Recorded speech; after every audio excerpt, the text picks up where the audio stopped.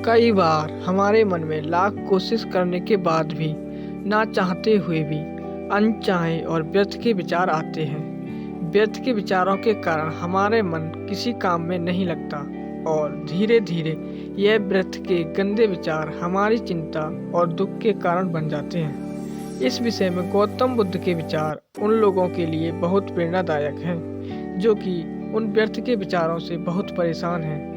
एक बार एक राजकुमार जो कि गौतम बुद्ध के भिक्षुक बनकर उनके साथ में रहते थे, उनका नाम भरत था। गौतम बुद्ध अपने भिक्षुओं को उपदेश देने के साथ साथ उनको भिक्षा लेने के लिए भी भेजते थे और जहाँ से उनको भिक्षा मिला करती थी। एक दिन गौतम बुद्ध ने भरत को भिक्षा लेने के लिए एक श्रावका के घर भेजा।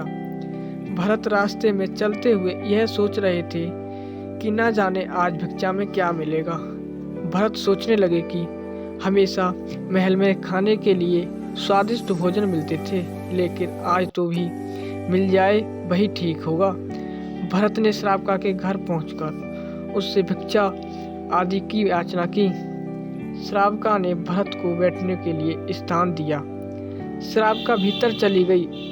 अब भरत मन ही मन में यह सोच रहे थे कि काश मुझे मेरा मनपसंद भोजन मिल जाए तो अच्छा होता। अगले ही पल जब श्रावका भोजन लेकर आई तो भरत अचंभित हो गए। उन्होंने श्रावका के हाथ में अपना पसंदीदा भोजन देखा। भरत प्रसन्न हो उठे। उन्होंने भिक्षा ग्रहण की। आगे भरत सोचते हैं कि उन्हें तो हमेशा भोजन करने के बाद थोड़ा विश्राम करना अच्छा लगता है, लेकिन अब तो मुझे धूप से होकर जाना पड़ेगा। तभी श्रावका भरत से कहती है कि आप यहाँ कुछ देर विश्राम करें। यह सुनकर भरत थोड़े से अचंभित हो जाते हैं, लेकिन इसे एक संयोग मानकर विश्राम करने लगते हैं।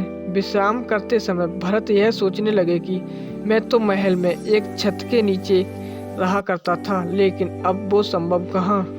तभी श्रावका वहाँ उपस्थित हो जाती है और भरत से कहती है कि आप चाहें जब तक रुक सकते हैं, मुझे इसमें कोई आपत्ति नहीं है। श्रावका की बात सुनकर भरत उठ खड़े हुए और समझ गए कि यह कोई संयोग नहीं है, श्रावका मेरा मन पढ़ सकती है। भरत ने श्रावका से विनम्रता से पूछा, क्या आप मेरा मन पढ़ सकती हैं देवी? श्रावका ने उत्तर दिया, महात्मा, आरंभ में यह सब मेरे लिए कठिन था, लेकिन मैंने अपने विचारों को देखना शुरू किया। आरंभ में मेरे विचारों की संख्या अनगिनत थी, परंतु मैंने अपना मन उन विचारों पर केंद्रित किया। मैंने बिना पक्ष विपक्ष के अपने विचारों को जाना। धीरे धीरे मेरे विचारों की संख्या भी कम होती गई और मेरे सारे व्यर्थ के विचार दूर हो गए। तब से मैं दूसरों के विचार पढ़ लेती हूँ। यह सुनकर भरत थोड़े से घबरा से गए और वहाँ से जाने लगे। रास्ते में भरत को यह सोचकर बुरा लगा कि मेरे मन में श्रावका को लेकर जो बुरे विचार थे, श्रावका ने क्या सोचा होगा। भरत बहुत शर्मिंदा हो रहे थे। भरत बुद्ध विहार पहुँचे। उन्होंने गौतम बुद्ध से कहा अब वे कभी भी भिक्षा मांगने नहीं जाएंगे। भरत की यह बात सुनकर गौतम बुद्ध ने पूरी घटना के बारे में पूछा। भरत ने सब विस्तार से बता दिया। तब गौतम बुद्ध बोले, अब से 7 दिनों के लिए तुम ही श्रावका के घर भिक्षा मांगने जाओगे, परंतु तुम्हें मेरी कुछ बातें माननी होंगी। कल तुम जाते समय अपने मन को होश में रखना। तुम्हारे अंदर किस प्रकार के विचार उठ रहे हैं, तुम्हें उन विचारों पर ध्यान देना है और शांत मन से ध्यान करना है। कौन सी वासना तुम्हारे भीतर उठ रही है, इन सब का ध्यान रखते हुए तुम कल श्रावका के घर जाना। फिर तुम मुझसे विचार विमर्श करना। अगले दिन भरत बुद्ध के बताए हुए विचारों पर ही अपने मन को एकाग्र करके भिक्षा लेने के लिए श्रावका के घर जैसे जैसे पहुंच रहे थे, वैसे वैसे भरत की थोड़ी सी बेचैनी बढ़ रही थी।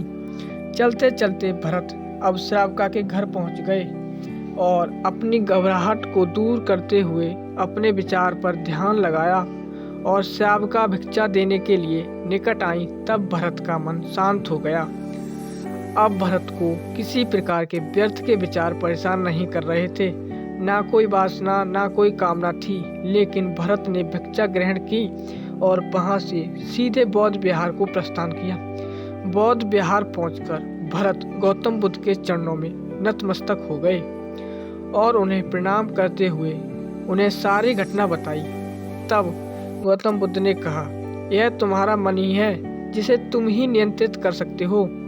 मन पर विजय पाने के लिए ध्यान करो, एकाग्र करो, शांत होकर अपने दुर्गुणों पर ध्यान करो, चिंतन करो, फिर स्वयं ही सारी चिंताएं दूर हो जाएंगी।